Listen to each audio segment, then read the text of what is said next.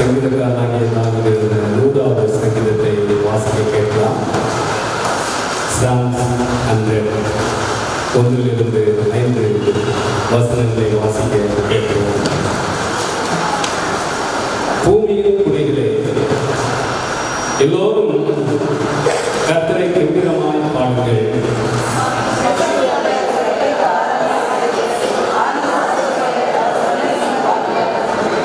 கர்த்தரே தேவன் என்று அறியுங்கள். நாம் அல்ல, அவரே நம்மை உண்டாக்கினார். நாம் அவர் ஜனங்களில் அவர் மேய்ச்சலின் ஆடுகளாக இருக்கிறோம்.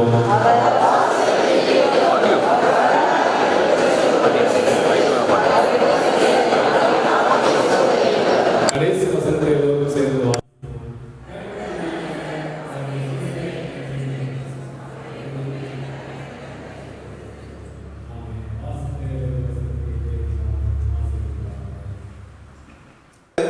மிகவும் பயனுள்ள ஒரு மரமாக காணப்படுகிறது.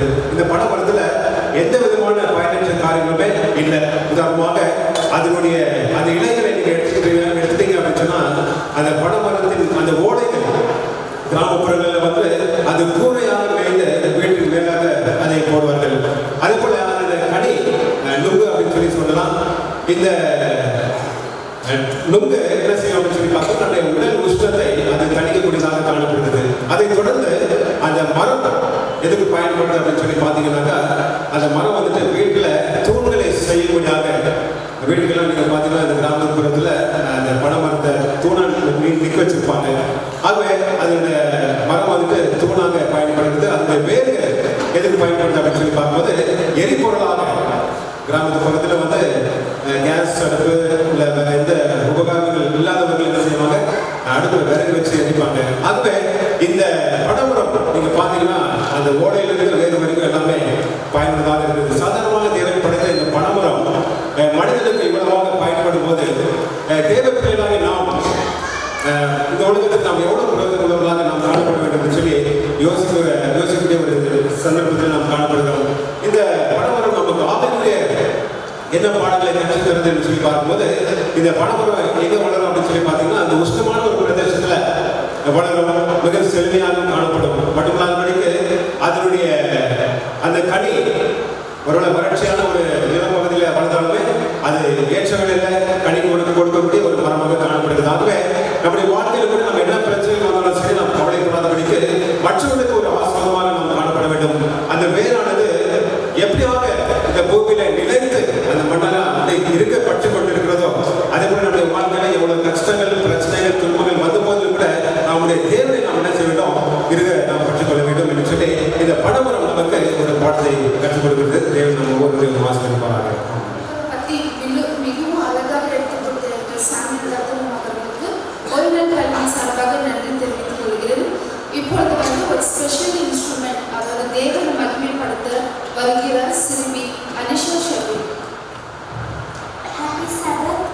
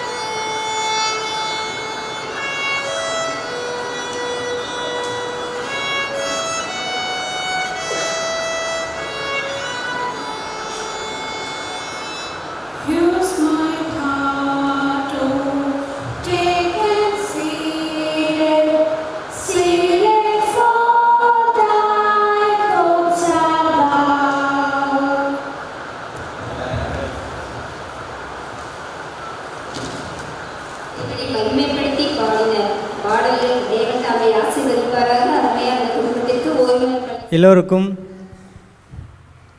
ஓய்வு நாளின் காலை வணக்கங்கள். இந்த நாளில் ஊழிய அறிக்கையாக இவானுடைய வாழ்க்கை வரலாறை நம்மளுக்கு கொடுத்திருக்கிறார்கள். இவர் ஒரு கிறிஸ்துவ வாழ்க்கை வாழாத ஒருவர். ஆனால் கிறிஸ்துவை இவருக்கு அதிகமாக தெரியும். இவருடைய ஊர் ரஷ்யாவில் உள்ள காசானின் அருகில் இவர் வசிக்கிறார். தன்னுடைய அம்மாவிடம் ஏற்பட்ட மனஸ்தாபத்தால் இவர் ஒரு யூனிவர்சிட்டியில் படிக்கிறார். அங்கே யூனிவர்சிட்டி அருகிலே ஒரு அப்பார்ட்மெண்ட்டில் தங்கி அவர் படித்து கொண்டிருந்தார். திடீரென்று இவருக்கு பயங்கரமான ஒரு சோதனை என்றால் வேதாகமத்திலே ஒரு மனிதருக்கு ஏற்பட்ட ஒரு சோதனை போல இவருக்கு ஏற்பட்டது. திடீரென்று அவருடைய பல்கலைக்கழகத்தில் படிக்கும்பொழுது இவர் ஃபெயில் ஆகிட்டார். சரி, ஃபெயில் ஆகிட்டமேங்கிற ஒரு மனஸ்தாபத்தில் என்ன பண்ணார், ரொம்ப வேதனையோட வீட்டுக்கு திரும்பி போய்கிட்டு இருக்கும்போது இவருடைய கார் விபத்தில் ஏற்பட்டு இவருக்கு போலீஸ்காரங்க பிடிச்சிக்கிட்டாங்க. அங்கே போய்ட்டு நீதிமன்றத்தில் போய் ஒப்படைச்சிட்டாங்க. அப்போது நீதிமன்றத்தில் ரெண்டு தீர்ப்பை கூறுறாங்க நீதிபதி. ஒன்று, நீ அபதாரம் கட்டணும், இல்லை 15 நாள் ஜெயிலில் இருக்கணும் அப்படின்னு சொல்கிறாங்க. இவர் என்ன செய்யுதுன்னு ஒன்றும் புரியல. சரின்ட்டு கடைசியாக அவதாரம் கட்டிட்டு வீட்டுக்கு வராரு. வீட்டுக்கு வந்தவுடனே பயங்கரமான ஜுரம். இந்த ஜுரத்தின் மத்தியிலே ஆண்டவரிடம் அவர் ஜெபிக்கிறார். என்ன ஜெபிக்கிறாருன்னா, நான் உம்மிடம் திரும்பி வர வேண்டும், நான் அருகிலேயே இருக்க வேண்டும் என்று ஜெபிக்கிறார். ஜெபித்துட்டு இவர் என்ன பண்ணுறாரு, வேதாகமத்தை எடுத்து படிக்கிறாரு. அதில் மத்தேயு 6வது அதிகாரம் 33வது வசனத்தை அவர் கண்ணில் படுது.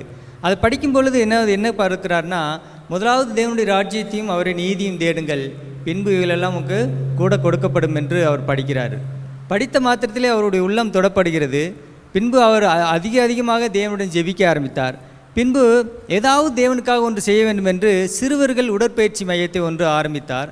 அங்கே அந்த உடற்பயிற்சி மையத்திலே இவருடைய கிறிஸ்தவ வாழ்க்கையை கண்டு அநேக சிறுவர்கள் இவருடைய வாழ்க்கையை பின்பற்ற வேண்டும் என்று அதில் ஒரு சிறுமி மனம் திரும்பி நம்முடைய அட்வென்டிஸ்ட் திருச்சபைக்கு வர ஆரம்பித்தார். இதை கண்ட இவர் எப்படியாவது நான் போதகராகணும்னு சொல்லி மேல்படிப்பு படித்தார். நேற்றும் இன்றும் என்றும் மாறாதிருக்கிறதான எங்கள் பரலோகத்தின் பரம தந்தையே, உடைய பரிசுத்த நாமத்துக்கு கோடான கோடி ஸ்தோத்திரத்தை அடிக்கிறோம் ராஜா. சென்ற 6 நாட்கள் புறாம் நீர் எங்களை சுகத்தோடும் பலத்தோடும் காத்து ஆண்டவரே, இந்த 7வது நாளின் மனமகிழ்ச்சி நாளாகிய ஓய்வு நாளிலே ஆண்டவரே, இந்த புதிய ஆலயத்திற்குள்ளே ஆண்டவர் எங்களை அனைவரையும் ஒன்று சேர்த்து கிருபைக்காய் உமக்கு நாங்கள் நன்றி செலுத்துகிறோம் கர்த்தாவே. ஆண்டவரே, இப்பொழுதுமாக அயல் நாடுகளிலே நடக்கின்ற ஊழியத்தை குறித்து நாங்கள் பார்த்தோம். ஆண்டவரே, இவான் என்ற சகோதரன் ரஷ்யாவிலே ஆண்டவரே எவ்வளவு சோதனைகளுக்கு உட்பட்டு மனம் மாறி கர்த்தாவே என்ற அடிப்படையிலே இந்த புதிய ஆலயத்திற்குள் நாம் அடியெடுத்து வைக்க இறைவன் கொடுத்த ஸ்லாக்கியத்திற்காக கர்த்தரை நாம் ஸ்தோத்தரிப்போம். ஒரு புதிய கண்ணோட்டத்தோடு, ஒரு புதிய வாழ்க்கையோடு மாறின ஒரு ஜீவிகளாக ஒருவன் கிறிஸ்துவுக்குள் இருந்தால் எல்லாம் அதை அனுசரிப்பதுமான காலத்தில் வாழ்ந்து வருகிறோம். It has become a very rare commodity, right? Peace. மெய்யான நித்திய சமாதானத்தை தருகிற ஒரே ஒருவரை பற்றி இந்த வாரம் நாம் படிப்போம். சமாதானத்தை மக்கள் தேடி அலைகிறார்கள். சமாதானத்திற்காக மக்கள் பல மைல்கள் கடந்து செல்கிறார்கள். உண்மையான சமாதானத்தை பெற்றுக்கொள்ள அநேக வழிகளையும் யுக்திகளையும் ஞானத்தையும் பயன்படுத்துகிறார்கள். ஆனால் சமாதானம் கிடைக்காமல் காணப்படுகின்றது. என்ன காரணம்? நீங்கள் சென்ற 4 பாடங்களில் சற்று சுருக்கமாக நான் சொல்கின்றேன்.